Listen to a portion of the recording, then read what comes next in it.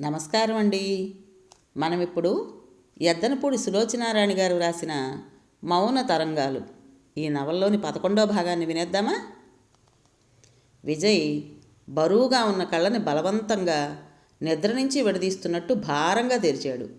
ఎక్కడి నుంచో పిచ్చుకలు కిచకిచమంటూ ఒకటే రొద. అంబా అని ఆవుదోడ అరుపు. పెద్దమ్మగారు అంటూ బొంగురు గొంతు పిలుపు. విజయ్ ముఖం మీద నులివెచ్చటి కిరణాల స్పర్శ. కొత్త వాతావరణం, కొత్త గది, కొత్త మంచం, సరికొత్త శబ్దాలు. విజయ్కి ఒక్క క్షణం తనెక్కడున్నాడో అస్సలు అర్థం కాలేదు. ఇది కళా నిజమేనా అనే సందేహం. మూసుకుపోతున్న కళ్ళని బలవంతంగా తెరచి మెలకువ పూర్తిగా తెచ్చుకోవడానికి ప్రయత్నిస్తున్నాడు. ఎదురుగా పట్టాభిషిక్తుడైన శ్రీరామచంద్రమూర్తి మనోహరమైన చిరునవ్వుతో చూస్తున్నాడు. విజయ్ ఒక్క క్షణం ఆయన వైపే చూశాడు.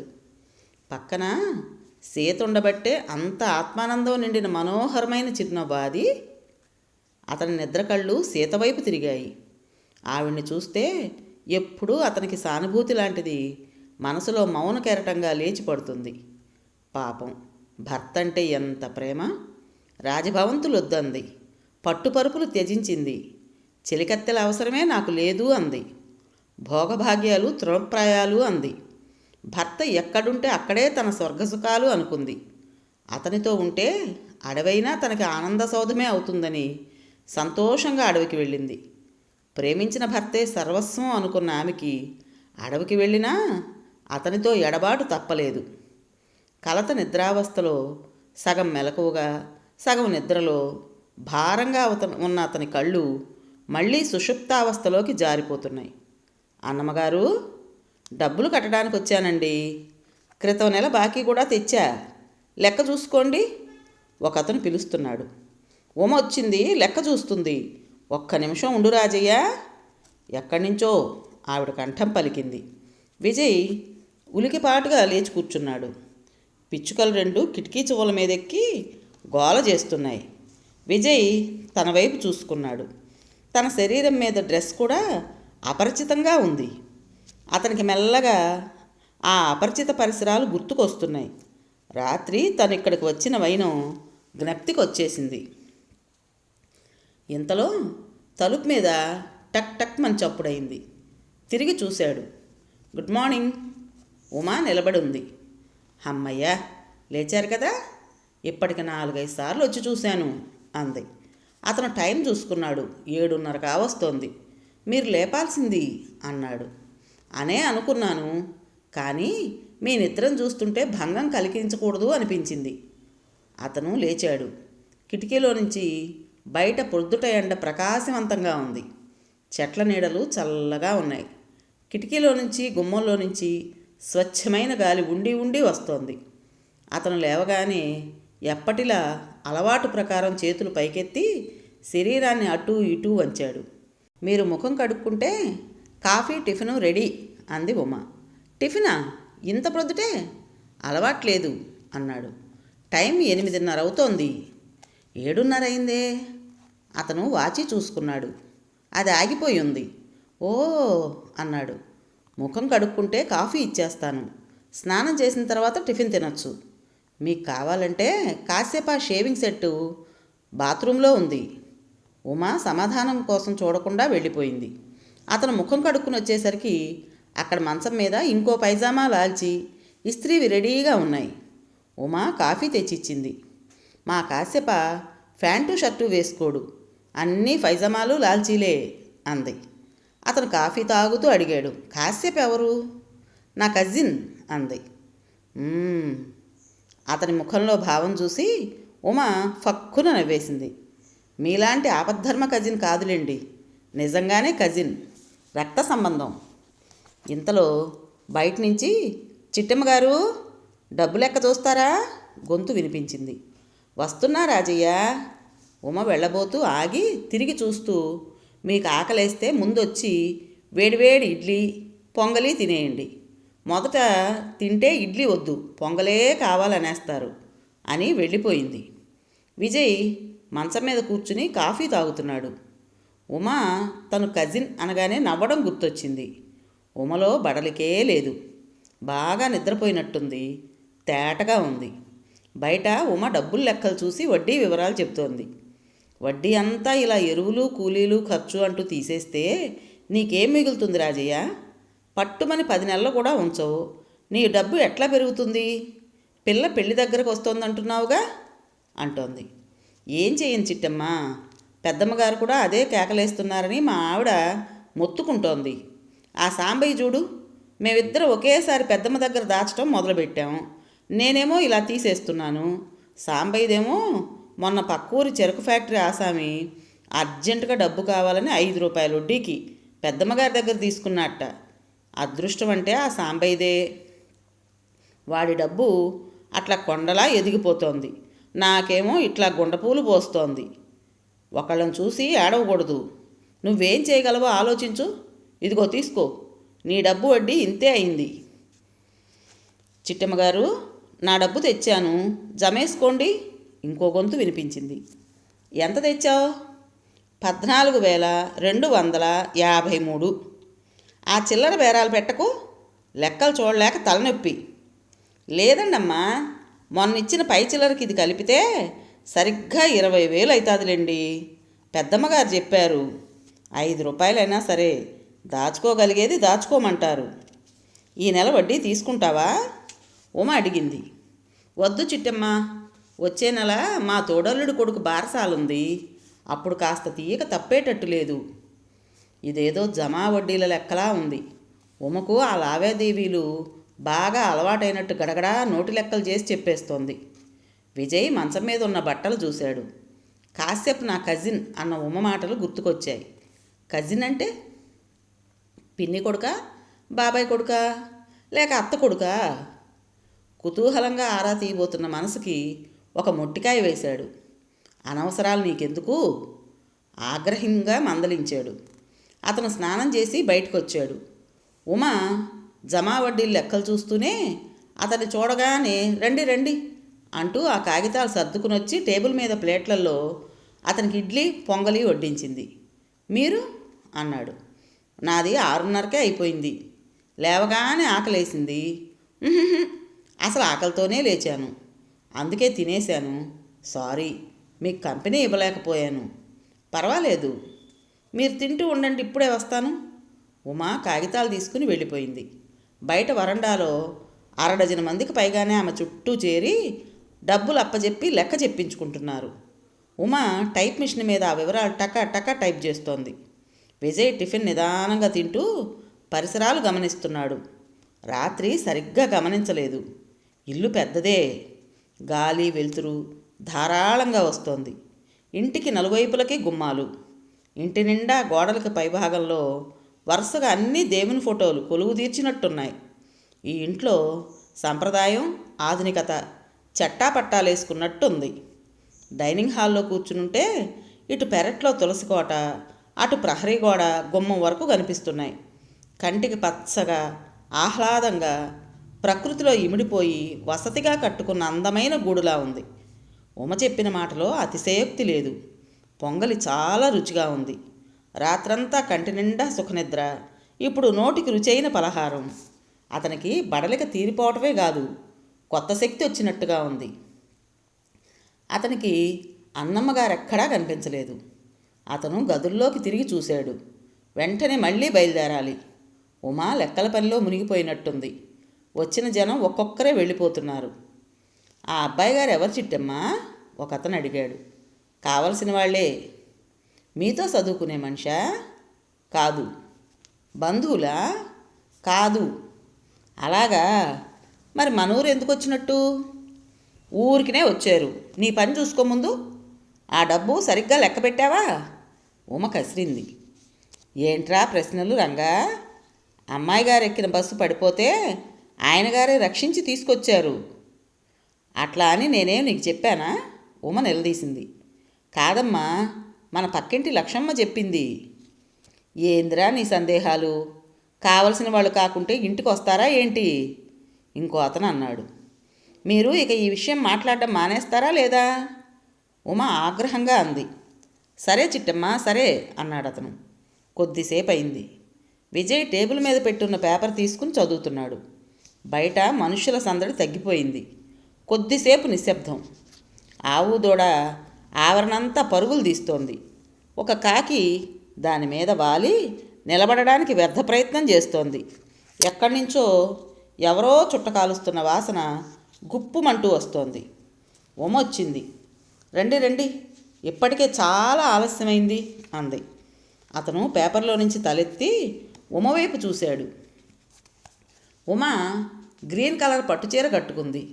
మెడలో కంఠానికి బిగుతైన జిగిని గొలుసు, చంద్రహారం, చెవులకి జూకాలు, నడుముకి సన్నని మువ్వల వడ్డాణం, చేతుల నిండా గాజులతో మిలమిలా మెరిసిపోతోంది.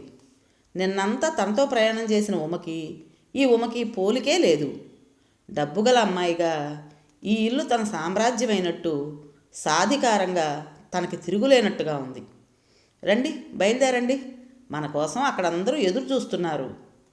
ఎక్కడికి, ఎందుకు అన్నాడు అతను.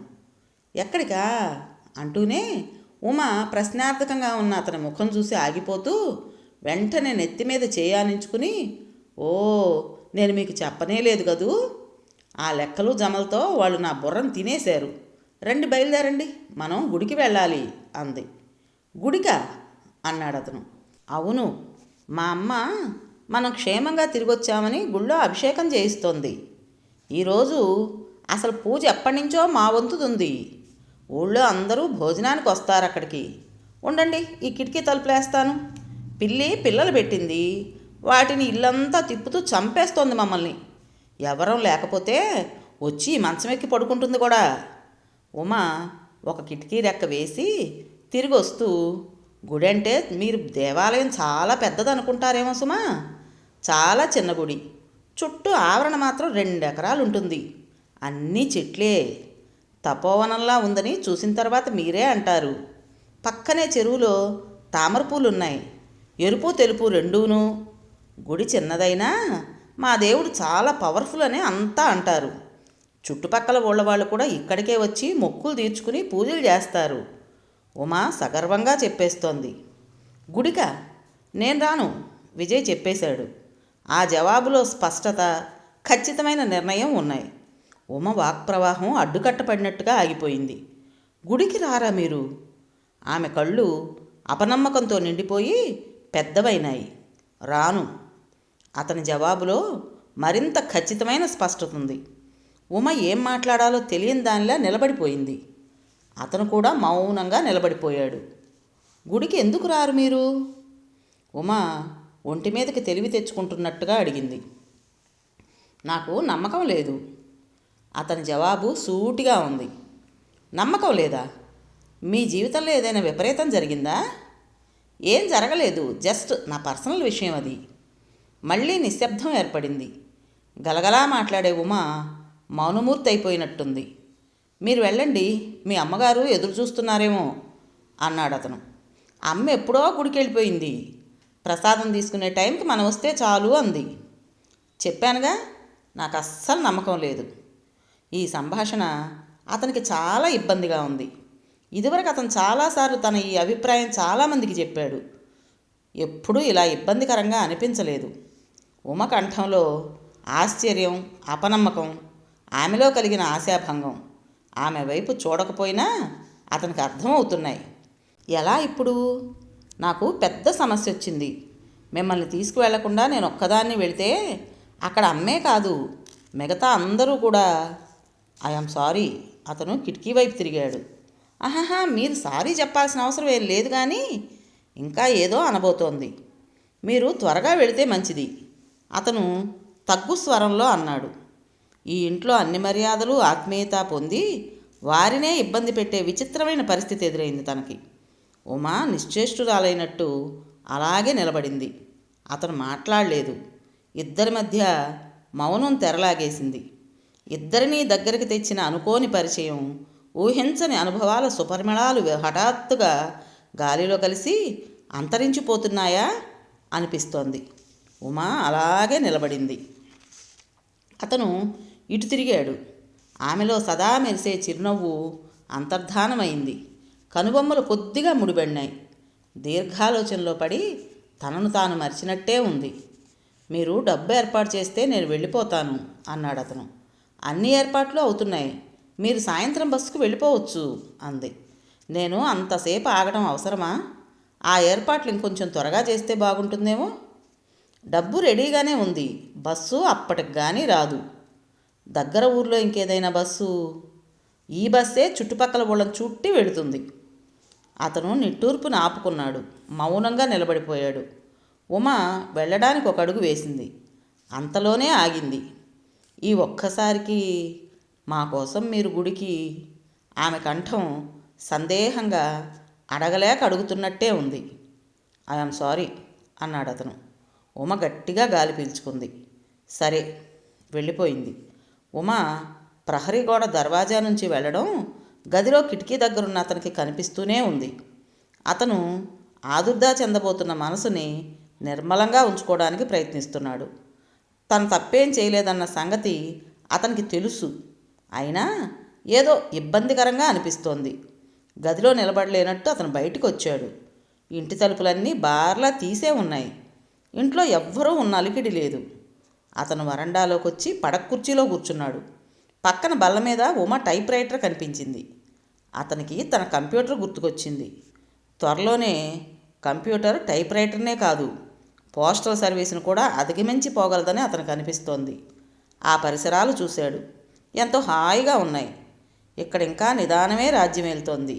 వీరి నడక నిదానం, మాట నిదానం, భోజనాలు కూడా చాలా నిదానంగా, రుచులు పూర్తిగా ఆస్వాదిస్తూ తింటారు.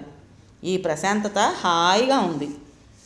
ఇలా బయట దూరంగా కనిపిస్తున్న పచ్చడి ఆ పొలాల మధ్యగా ఒక కంప్యూటర్ ఇన్స్టిట్యూషన్ పెట్టుకుంటే, ఈ రోజుల్లో కమ్యూనికేషన్ సిస్టమ్ శరవేగంగా పెరుగుతోంది.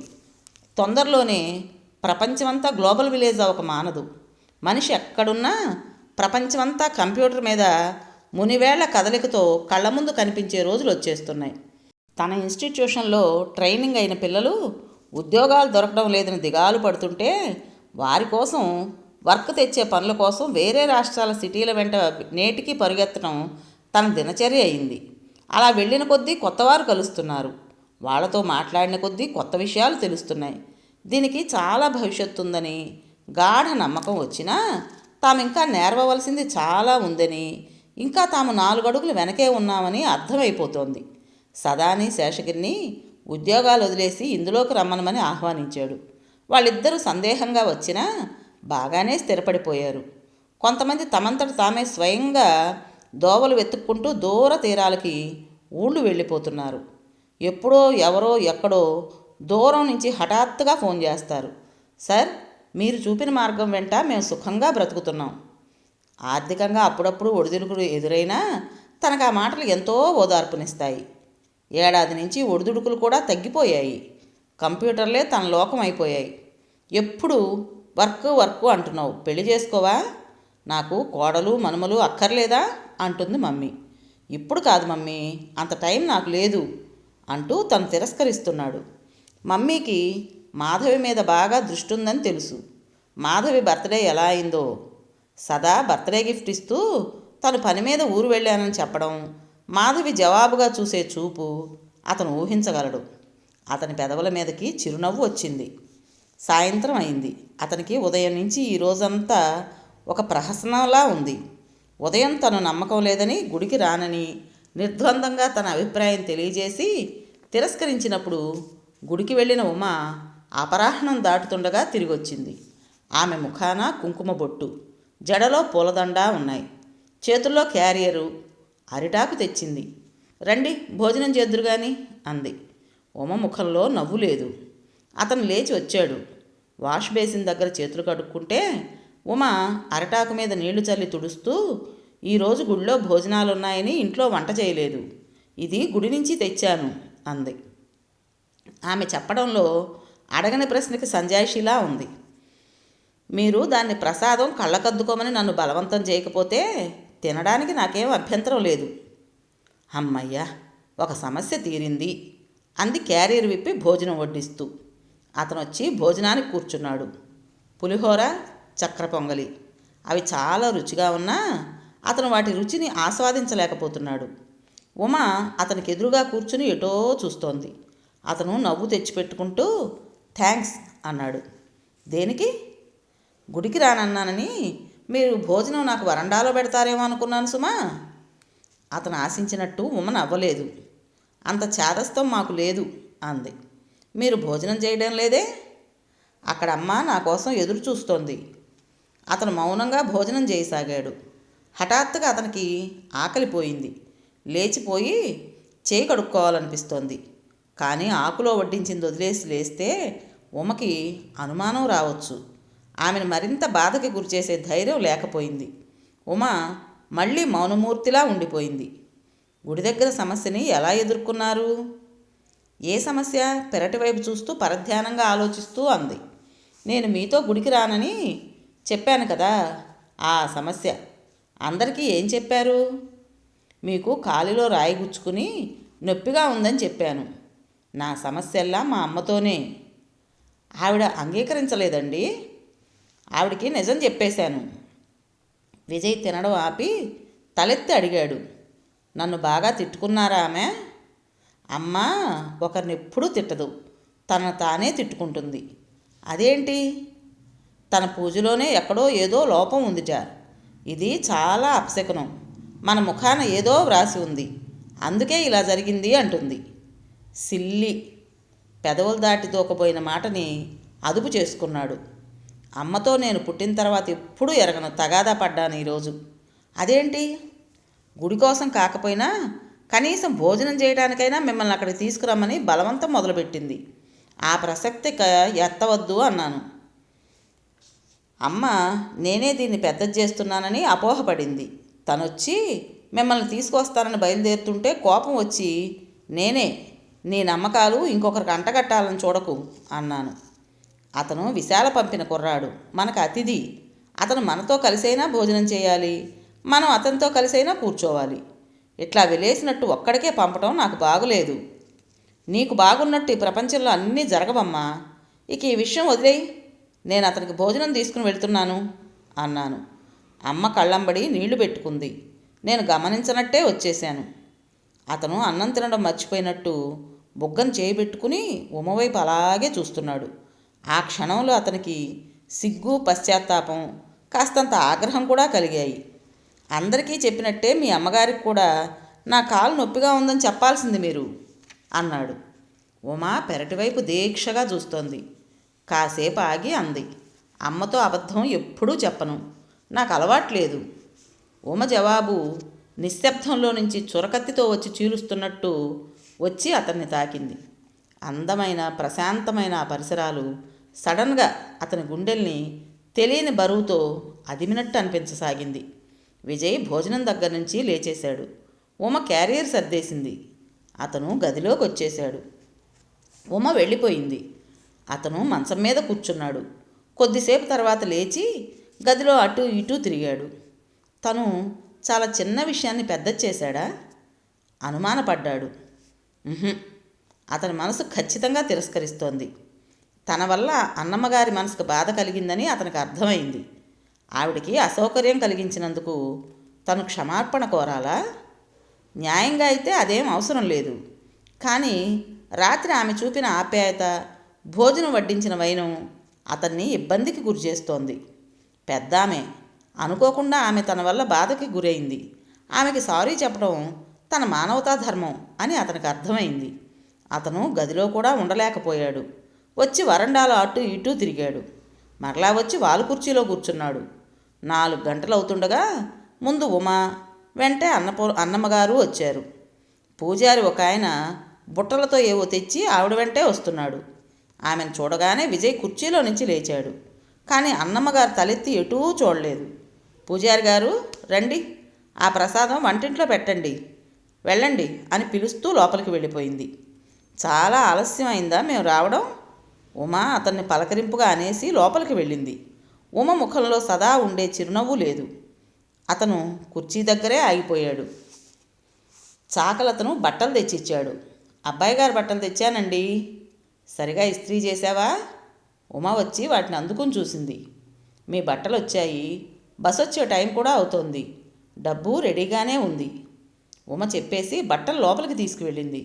అతను గదిలోకి వచ్చాడు. అతని డ్రెస్సు మంచం మీద ఉంది. అతను అవి వేసుకుని రెడీ అయ్యాడు. ఉమ బ్రీఫ్ కేస్తో తిరిగి వచ్చింది.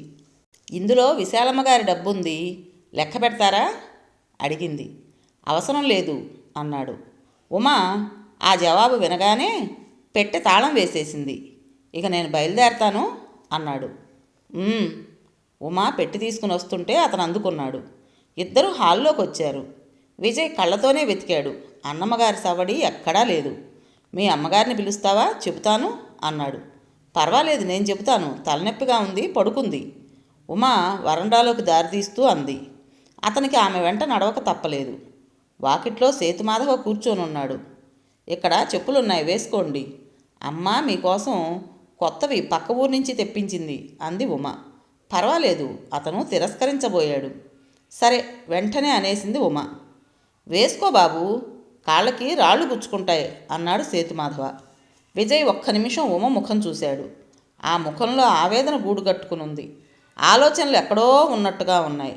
అతను చెప్పుల దగ్గరకు వెళ్ళి అవి వేసుకున్నాడు. సరిగ్గా సరిపోయినాయి. నేను వస్తాను అన్నాడు ఉమతో. అతని కళ్ళు లోపలి గుమ్మం వైపు ఇంకా చూస్తున్నాయి. ఆవిడకి చెప్పకుండా వెళ్ళిపోవటం అతనికి చాలా ఇబ్బందికరంగా ఉంది. పదండి, నేను మావయ్య మీతో బస్సు వరకు వస్తున్నాం అంది ఉమ. ఊరి సెంటర్ దగ్గరకు వచ్చారు. రాత్రి చీకట్లో గమనించలేదు. కాస్త పెద్ద ఊరే. అన్ని పల్లెటూళ్ళలాగానే ఆ సెంటర్లో ఊరి వాళ్ళకు కావాల్సిన చీరలు, సారెలు, ఇత్తడి సామాన్ల కొట్టు, చిన్న హోటల్ లాంటివి అన్నీ ఉన్నాయి. బళ్ళు ఆపి ఉన్నాయి. అరటగెలలు కొంతమంది వాటిల్లోకి ఎక్కిస్తున్నారు. కింద నేలంతా ఎండినవి, పచ్చని అరిటాకులమయంగా ఉంది. బస్సు ఆగి ఉంది. జనం చాలామంది ఉన్నారు. ఒకళ్ళిద్దరు పరుగునొచ్చారు. అక్కడ విజయ్ ఉమల చుట్టూ పెద్ద గుంపు గుమిగూడింది. మీరు మాకు దేవుడండి. కొంతమంది దండాలు పెట్టారు. ఎంత బాగున్నాడో మన అమ్మాయి గారి పక్కన మరీను సీతారాముల్లా ఉన్నారు. మాధవయ్య గారు, పెళ్లి కుదిరించేసి మాకు పప్పన్నం పెట్టించేయండి, పందిరి మేమే వేస్తాం.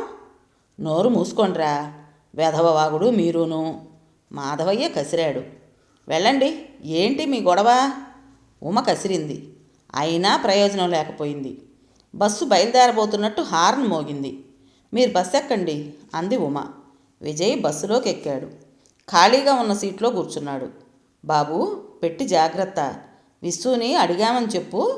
సేతుమాధవ కిటికీ దగ్గరకు వచ్చి చెప్పాడు. అలాగేనండి. ఉమ వైపు విజయ్ చూస్తున్నాడు. కానీ ఉమ ఇటు చూడటం లేదు. పక్కనున్న ఆడవాళ్ళు ఏదో ప్రశ్నలు వేస్తుంటే జవాబు చెబుతోంది. బస్సు కదిలేట్టుంది. ఉమని ఒక్కసారి పిలుస్తారా? విజయ్ సేతుమాధవని అడిగాడు. ఆయన ఉమని పిలిచాడు. ఉమ దగ్గరకు వచ్చింది. బాయ్ అంది చిరునవ్వుతో. ఉమా పిలిచాడు. ఏమిటి అడిగింది. అతని గొంతు పెగలడం లేదు. ఉమ ప్రశ్నార్థకంగా చూస్తోంది. ప్రయత్నం చేసి చెప్పేశాడు. సారీ మీ అమ్మగారికి. సిల్లి. ఉమ నవ్వింది. అది తెచ్చిపెట్టుకున్న నవ్వుగానే ఉంది. అతనికెందుకో ఆ క్షణంలో ఉమ చేయందుకుని వీడుకోలు చెప్పాలని మరీ అనిపించింది. అప్పటికే కదిలిన బస్సు ముందుకొచ్చేసింది. ఉమ చేయి ఊపుతూ దూరమైంది. అతను ఉమ కనిపించేటంత వరకు చేయి ఊపాడు. బస్సు వేగం అందుకుంది. ఊరి పొలిమేరలు దాటుతోంది. విజయ్ వెనక్కి ఆనుకున్నాడు. ఎందుకో అతని మనసంతా ఎన్నడూ ఎరగని ఆశాభంగం. ఎంతో అద్భుతంగా చేస్తున్న డ్యాన్సరు తూలి పడిపోయి కాలి మువ్వలు రాలిపోయినట్టు, ఎంతో బాగా వీణుల విందు చేస్తున్న వాయులీనం హఠాత్తుగా తెగి ముక్కలైతే అపశృతితో ఆగిపోయినట్టు, అద్భుతంగా ఉందని కళ్ళారా చూస్తూ తన్మయత్వం చెందుతున్న చిత్రం మీద ఎవరో వెనక నుంచి రంగులు విసిరి దాని అందం పాడు చేసి, ఆనందం భగ్నం చేసి ఆగ్రహం తెప్పించినట్టు. విజయ్కి బస్సులో వెళుతుంటే మనసంతా ఆశాభంగంగా ఉంది. ఏదో శ్రావ్యమైన పాట సగంలో ఆగిపోయిన అసంతృప్తి అది. అతనికి ఆగ్రహంగా కూడా ఉంది. ఆ ఆగ్రహం ఎందుకు, ఎవరి మీద? మెల్లగా అతనికి అర్థం కాసాగింది. ఆ ఆగ్రహం తన మీద తనకే. ఎందుకంటే అన్నమ్మగారికి ఉమకి ఆశాభంగం కలిగించాడు, బాధ పెట్టాడు. తనేం తప్పు చేయలేదు అన్న గాఢ నమ్మకం తనకి తోడుగా ఉన్నమాట నిజమే. కానీ సాటి మనిషి పట్ల చిన్నప్పటి నుంచి తను చూసే, స్పందించే మానవత్వంలో ఎక్కడో ఏదో తప్పిన పటుత్వం తనని నిలదీస్తోంది. అతను వెనక్కి తలానించి కళ్ళు మూసుకున్నాడు. తన అంతరాత్మ తనని సంజాయిషి అడుగుతుంటే సూటిగా జవాబు చెప్పలేని అశక్తత అతన్ని ఆవరించింది. 15 రోజుల అనంతరం విజయ్ తన ఇన్స్టిట్యూషన్లో కూర్చునున్నాడు. అతని ముఖంలో ఆనందం, ఆదుర్ద కలనేతగా ఉన్నాయి. అతను ఆ రోజు ఉదయమే బాంబే నుంచి తిరిగొచ్చాడు. దేశంలోనే ప్రఖ్యాతి చెందిన ఒక ప్రఖ్యాత ఫార్మాస్యూటికల్ కంపెనీ లావాదేవీలు, అకౌంట్స్ కంప్యూటీకరణ చేయడానికి వారితో అతనికి అగ్రిమెంట్ కుదిరింది. బొంబాయిలో తను వారితో సంతకం చేసే వరకు ఆదుర్దానే. ఈ రంగంలోకి తను మొదట అడుగుపెట్టినప్పటికంటే ఇప్పుడు చాలామంది ఒకరికొకరు పోటీగా వెల్లువలా వచ్చేస్తున్నారు. సదానంద్ సలహా సంప్రదింపులకు తన వెంటే ఉన్నాడు. శేషగిరి ఇన్స్టిట్యూషన్ చూసుకుంటున్నాడు. అగ్రిమెంట్ మీద సంతకం అయిపోగానే పట్టరాని ఆనందంతో శేషగిరికి ఫోన్ చేశాడు. శేషు, ఇవాళ్టితో మన జాతకమే మారిపోయిందిరా, సంతకాలు అయిపోయినాయి సదా అంటుండగానే అతని కంఠంలో ఏడుపు సుళ్ళు తిరిగినట్టయి పూడుకుపోయింది. సదా చేతిలో ఫోన్ తను తీసుకుని శేషగిరితో చెప్పాడు. శేషు, మందే అయింది, ఆఫర్ సొంతం చేసుకున్నాం. విజ్జు, నేను నమ్మలేకపోతున్నానురా, మన ముగ్గురం ఇంత అదృష్టవంతులమా? అతని కంఠం కూడా ఉద్వేగభరితంగా ఉంది. ఒరేయ్, ఆశ్చర్యపోతూ కూర్చోడానికి ఇప్పుడు అసలు టైం లేదురా. అకౌంట్స్ చేసే మెరికల్ లాంటి పిల్లల్ని కనీసం 10 మందినైనా మనం వెంటనే అపాయింట్ చేసుకోవాలి అన్నాడు అతను. ఇప్పుడే ఆ ప్రయత్నంలో పరుగులు తీస్తా అన్నాడు శేషగిరి. అంతలోనే, విజ్జు, నేను కూడా అక్కడే మీతో ఈ క్షణంలో మీ పక్కనే ఉంటే ఎంత బాగుండేదిరా. నువ్వు మాతో ఉన్నట్టే. త్వరగా ఎంక్వైరీ చేయరా. తెలివిగలవాళ్ళు, బద్ధకం లేనివాళ్ళు, ఒళ్ళొంచి పనిచేసేవాళ్ళు, ఒక్కసారి నువ్వు చెబితే అర్థం చేసుకునేవాళ్ళు కావాలి మనకి. శేషు, ఈ వర్క్ అన్న టైంకి మనం చేసివ్వాలి. ఈ సక్సెస్ మన సిగ్నేచర్గా మారాలి. నీకెందుకురా, ఆ వర్రీ అంతా నాది అనే ప్రామిస్ చేశానుగా. నాకు ఆ నమ్మకం ఉందిరా. ఉమామహేశ్వరి ఈ అకౌంట్స్ చేయడంలో దిట్ట. 4 బాగా పనిచేయగల వాళ్ళని తెచ్చి ఆ అమ్మాయి చేతి కింద పడేస్తాను. పైన నేనిటు అజమాయిషీ చేస్తాను. నేను ఇట్లా స్ట్రక్చర్ ఏర్పాటు చేసేసుకున్నాను. ఉమ పేరు వినగానే విజయ్ ఒక్క క్షణం మౌనమయ్యాడు. అతని గుండె లయ తప్పినట్టయింది. ఆ అమ్మాయి వచ్చిందా? తెలియకుండానే అతని కంఠం మంద్రస్థాయికి వచ్చేసింది. లేదు విజ్జు, ఎందుకో ఇంకా రాలేదు. ఆవిడ కానీ నమ్ముకుంటే మన పని తెల్లారినట్టే. విజ్జు దగ్గరగా నిలబడిన సదానంద్ ఫోన్లోనే అరిచాడు. నువ్వు నోరు మూసుకోరా సదా. ఇలాంటి పెద్ద పెద్ద పనులలో మనం కాస్త ఆలస్యమైనా నమ్మవలసిన వాళ్ళని వదులుకోకూడదు. అసలు నీకెందుకురా, వర్క్ తేవడం వరకే నీ పని. అదే కదా నా బాధ. నేను సాక్షి సంతకం చేశాను. మేం తెచ్చిన పని నువ్వు సకాలంలో చేయించి ఇవ్వకపోతే పోయేది మా పరువు. పరువు నీ ఒక్కడిది కాదు, మన ముగ్గురిది. శేషు అరిచాడు. సదా ఆవేశంగా ఏదో అనబోతుంటే విజయ్ అతన్ని దూరంగా తోశాడు. శేషు, రావాల్సిన బిల్లులు 2 ఉన్నాయి. అవి వసూలు చేసుకుని ఎల్లుండి ఉదయానికల్లా వచ్చేస్తున్నాం. ఈ లోపల కనీసం 2 వర్క్ చేయగలిగిన వాళ్ళని పట్టుకోవాలి. మధు, సురేంద్ర ఎలాగూ మనకున్నారుగా. నువ్వు నిశ్చింతగా రారా. ఆ సదాని నాకు లెక్చర్లు ఇవ్వడం ఆపమని చెప్పు. సరే సరే, బాయ్ శేషు, విజయ్ అనునయంగా అన్నాడు. ఏమిట్రా అంటున్నాడు మీ షూ? సదా నిలదీశాడు. నిన్ను అంటున్నాడు. చిరునవ్వుతో రిటార్ట్ చేశాడు విజయ్. సదా, శేషు ఇద్దరూ సమర్థులే, కానీ ఇద్దరికి క్షణం పడదు. పక్కవారిని పనిచేయమని పోరు పెట్టడం సదా బలహీనత అయితే, తన మీద ఎవరైనా అజమాయిషి చేస్తే శేషగిరి అగ్నిపర్వతంలా పొగలు గక్కుతాడు. సదా శేషుకి షూ అని నిక్నేం పెడితే శేషు తను తక్కువ తినలేదన్నట్టు ధీటుగా నిన్ను మేము సదాస్ అంటూ ఉండాలి అంటాడు. కస్సు బుస్సు మన్నా మళ్ళీ ఇద్దరు ఒకరిని చూడకుండా మరొకరు ఉండలేరు. విజయ్ నవ్వుతూ ఇద్దరిని, మీ ఇద్దరూ నాకు సదాగిరి అంటే ఎల్లవేళలా కొండంత అండ అంటే, ఓహ్ మమ్మల్ని ఇలా బంధించేసావు కదా అని ఇద్దరూ నవ్వేశారు. సదా, మనం ఆ చిల్లర బాకీలు వసూలు చేసుకుని త్వరగా ఈ ఊరు నుంచి బయలుదేరాలి అన్నాడు విజయ్. నేను ఆ పనే మొదలు పెడుతున్నా, ఇదిగో వాళ్ళకి ఫోన్ చేస్తున్నా అన్నాడు. అగ్రిమెంట్ మీద సంతకం చేసే వరకు ఆ ఛాన్స్ మనకు వస్తుందా రాదా అని అదో ఉద్విగ్నత. వచ్చేసిన తర్వాత అన్న టైంకి ఆ పని చేసి ఇవ్వగలమా లేదా అని ఇదో ఉద్రిక్తత. జీవితం అంతా టైట్ రోప్ వాకింగే. విజయ్ ఊరి నుంచి రాగానే నేరుగా తన ఆఫీస్కి వచ్చేశాడు. అక్కడ ఎవ్వరూ లేరు. ఆలస్యంగా వచ్చిన బాయ్ అప్పుడే ఊడుస్తున్నాడు. శేషగిరి ఊరు వెళ్ళాడని, సాయంత్రానికి వస్తాడని బాయ్ చెప్పాడు. ఏ ఊరు అంటే తెలియదన్నాడు. ఆఫీస్లో ఇంతవరకు పనిచేస్తున్న మధు, సురేంద్ర ఇద్దరు ఇంజనీర్సు వేరే కంపెనీలో పెద్ద ఉద్యోగాలు వచ్చాయని నిన్ననే రిజైన్ చేసి వెళ్ళిపోయారట. శేషగిరి ఈరోజు హాలిడే డిక్లేర్ చేయటం వల్ల నేర్చుకునే పిల్లలు కూడా ఎవ్వరూ రాలేదు. సెలవు కదా అని బాయ్ తీరిగ్గా వచ్చి బల్లలు దుడుస్తున్నాడు. విజయ్కి రక్తం మరిగినట్టయింది.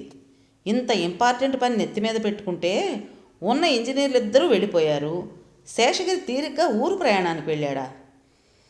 విజయ్ తన రూమ్లో గడ్డం కింద 2 అరచేతులు పెట్టుకుని రివాల్వింగ్ చైర్లో కూర్చునున్నాడు. అతని ఉద్విగ్నత మీద ఎవరో బిందెడు ఐస్ వాటర్ పోసినట్టుంది. ఖాళీగా ఉన్న ఆఫీసు, మూసిన కంప్యూటర్లు అతను వెక్కిరిస్తున్నట్టుగా ఉన్నాయి. తమ ముగ్గురి జీవితాలు ఈ కాంట్రాక్టుతో మారిపోతాయని, ఉజ్వలమైన భవిష్యత్తుకి ఇది మొదటి అడుగని గంపెడంత ఆశతో శ్రమపడి ఈ పనిని సాధించాడు. అసలు ఈ కాంట్రాక్ట్ తన వశం చేసుకోవటమే పెద్ద గరిడీసామైపోయింది. ఇప్పుడు అతనికి ఈ ఖాళీ గది, షట్ చేసిన కంప్యూటర్సు ఇల్లలగ్గానే పండగ కాదు సారు అనే సామెతని బెత్తం చూపించి మరీ చెబుతున్నట్టుగా ఉంది. మనిషి గొప్ప పనులు చేయకపోయినా పర్వాలేదు, చేస్తానని హామీ ఇచ్చి చేయలేకపోతే అద్భుతమైన నాట్య ప్రదర్శన చేస్తానని నమ్మించి వచ్చిన నర్తకుడు స్టేజి మీదకి రాగానే బోర్లా పడిపోయినట్టు ఉంటుంది. నవ్వులు, హేళనలు, వెక్కిరింతలు ఎదుర్కోవాలి. విజయం వెనుక పొంచి ఉన్న ఈ ప్రమాదాల నీడల గురించి చాలామందికి తెలియదు. విజయ్ ఆలోచనల వేడి భరించలేనట్టు భుజాలు కుదించాడు. కుర్చీలో నుంచి లేచాడు. అతనికి ఈ అగ్రిమెంటు ఇప్పుడు జీవితానికి ఒక వరంగా అనిపించడం లేదు, పెద్ద గండంలా అనిపించసాగింది. అసలే ఈ కంప్యూటర్స్ ఫీల్డ్లో ఇప్పటికీ పోటీ బాగా ఎక్కువైపోయింది. చీకట్లో దీపంలా ఈ రంగం నిరుద్యోగులైన చాలామందికి బ్రతుకుబాటం చూపిస్తోంది. ఇక్కడ ఒకసారి పడిపోతే లేవడం కష్టమే. ముందుకు పోవాలనే తొందరలో వేగంగా పరిగెత్తే అందరూ ఓటమి పాలైన వారి మీద నుంచి తొక్కుతూ పరిగెత్తేస్తారు. అభివృద్ధి వైపు కాలు సాగించిన తన పరుగు మొదటి అడుగుతోనే ఆగిపోతున్న ఫీలింగ్ వచ్చేస్తోంది అతనికి. ఆ భావన వచ్చిన కొద్దీ పట్టుదల రెట్టింపయ్యి అది 10ంతలుగా మారి అది 100% పెరిగి చివరికి ఆ పట్టుదల ఒక ఉవ్వెత్తు కెరటంలా అతని మనసును చుట్టేసింది. ఆ కెరటంలో అతని జంకు నామరూపాలు లేకుండా నశించిపోయింది. ఈ పని చేయలేనేమో అనే అపనమ్మకం కలిగినందుకు అతను సిగ్గుపడిపోయాడు. చేయలేకపోవటమా? అది ఎలా ఉంటుంది? ఒక్క శేషగిరి బద్దకిస్తే తనే 100 శేషగిరిలు అవుతాడు. కంప్యూటర్ల పట్ల ఆసక్తి గల యువత కోసం ఆంధ్రదేశం అంతా జల్లెడబడతాడు. పని వారికి తను నేర్పి వారితో కలిసి అహోరాత్రాలు తను కూడా శ్రమిస్తాడు. సంతకం చేసి ఒప్పందం కుదుర్చుకున్నవాడు తను. పని పూర్తి చేసి అప్పగించాల్సిన బాధ్యత తనది. అవును, కేవలం తనదే. ఓటమిని ఒప్పుకోకూడదు. అడుగు ముందుకు వేయాల్సిందే. పరుగు మొదలెట్టాల్సిందే. తన యావచ్చక్తి అర్పించాల్సిందే. తను ఆ కాగితాల మీద సంతకం చేసిన క్షణంలోనే ఈ బరిలోకి దిగాడు. తన నైపుణ్య విన్యాసం చూపించాల్సిందే. లేకపోతే ఈ ప్రపంచం ముందు కాదు, తనకు తానే జీవితాంతం ఆత్మన్యూనతాభావానికి గురయ్యే ప్రమాదం ఉంది. ఇది ఆత్మహత్య కన్నా నరకం. తను చేయాల్సిన మొదటి పని రిలాక్స్ అవ్వటం. తను రిలాక్స్ అయి తీరాలి. శక్తిని రీవెట్లైజ్ చేయడానికి అదే గొప్ప టానిక్.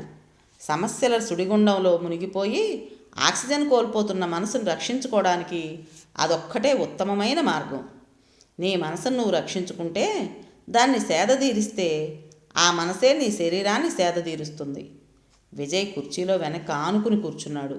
అతని శరీరాన్ని, మనసుని కంట్రోల్ అనే గ్రిప్లో నుంచి వదిలేశాడు. ఈ రిలాక్సేషన్ పరుగు తీసే ముందు పిక్కల బలం పరీక్ష చేసుకోవడం లాంటిదే. అతను 10 నిమిషాల్లో పూర్తిగా రిలాక్స్ అయ్యాడు. ఓటమి గురించిన ఆలోచనే మనసు నుంచి తరిమేశాడు. ఇప్పుడు ఇందాకటంత సంశయం లేదు. జయాపజయాల గురించి ఇప్పుడే ఆలోచన పూర్తిగా అనవసరం. గమ్యం ఎలా చేరాలా అన్నదే అతని ఆలోచన. మంచినీళ్ళు గ్లాసులో వంపుకుని అవి పూర్తిగా తాగాడు. హాయిగా అనిపించింది.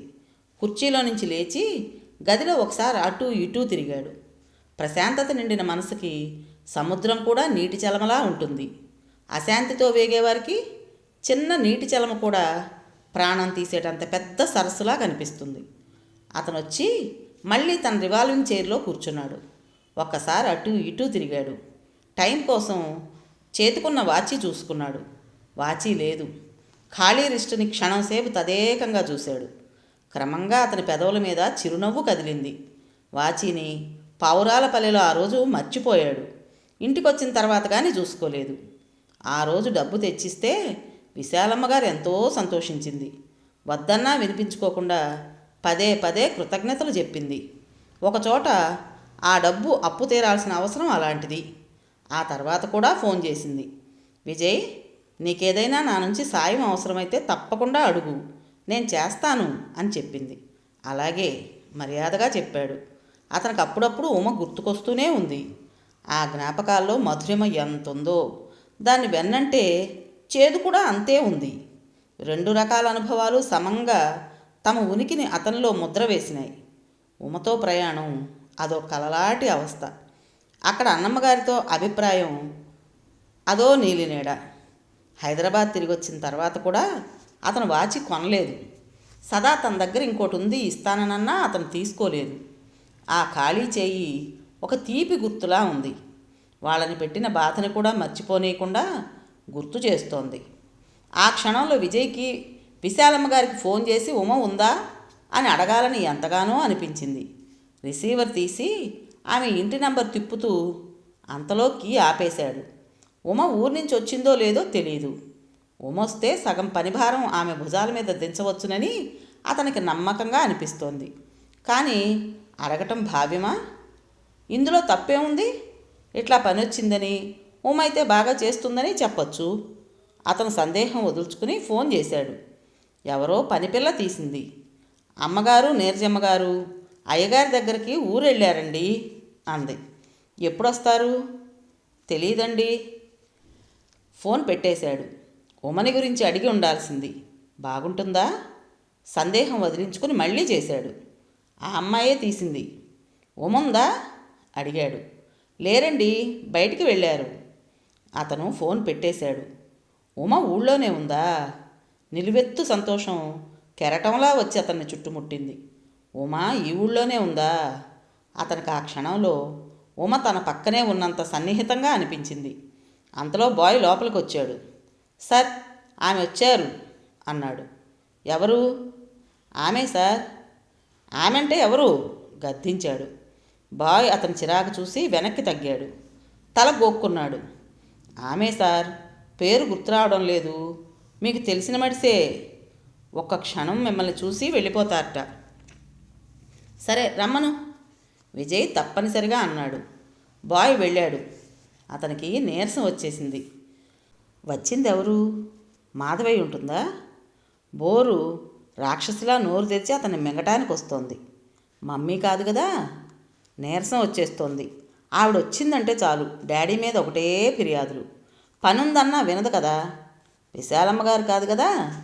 వెతకపోయిన తీగ ఎదురొస్తుందా? అతనికి నమ్మకం కలగటం లేదు. ఎక్స్క్యూజ్ మీ, సందేహంగా వినిపించింది స్వరం. అతను తిరిగి చూశాడు. గుమ్మంలో ఎదురుగా ఉమా. ఉమా? తన కళ్ళని తాను నమ్మలేనట్టు అన్నాడు. అంటూనే కుర్చీలో నుంచి సంతోషంగా లేచాడు. అతనిలో సంభ్రమం, తొట్టుపాటు ముప్పిరిగొంటున్నాయి. ఉమ క్షణంసేపు అతని వైపు ఆశ్చర్యపోతున్నట్టు చూసింది. నమస్తే ముభావంగా అనేసి లోపలికొచ్చింది. వస్తూనే భుజానికున్న బ్యాగ్ తెచ్చింది. అందులో నుంచి వాచి తీసి టేబుల్ మీద పెట్టింది. ఇది మీరు మా ఊళ్ళో మర్చిపోయారు అంది. అవును తెలుసు అన్నాడు. అతని నెత్తిన భారం ఏదో దిగిపోతోంది. కంఠంలో ఏదో తెరిపి సంతోషం. ఉమా బ్యాగ్ మూస్తూ అంది. ఈ ఊరు వచ్చేవాళ్ళెవరూ కనిపించలేదు, అందుకే అక్కడుండిపోయింది. చెప్పేసి వచ్చిన పని అయిపోయినట్టు వెనక్కి తిరిగి వెళ్ళిపోతూనే ఉంది. ఉమా వెనక నుంచి గట్టిగా పిలిచాడు.